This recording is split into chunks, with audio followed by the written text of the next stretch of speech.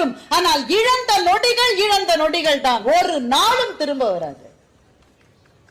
வீட்டுல சின்ன குழந்தை தத்தக்கா பித்தக்கான்னு நடந்துட்டு வாயில எச்சில் எல்லாம் ஒழுக விட்டுட்டு முகம் முழுக்க சோத்து பூசிக்கிட்டு அப்பான்னு ஏதோ சொல்ல வருது. ரொம்ப லேட் ஆயிடுச்சு, பாஸ் என்ன பிரிச்சு மேய்ஞ்சிருவான்னு ஓடுறீங்கல்ல.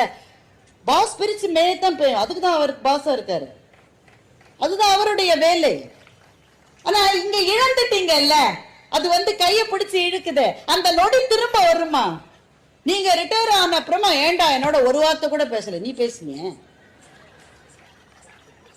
என்னோட அன்னைக்கு நீ பிஸியா இருந்தனா நான் அத மாதிரி இப்ப 10 டைம்ஸ் பிஸியா இருக்கேன்றான்.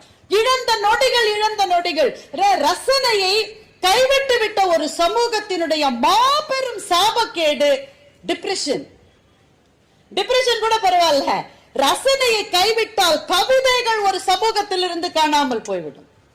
ஒரு சமூகம்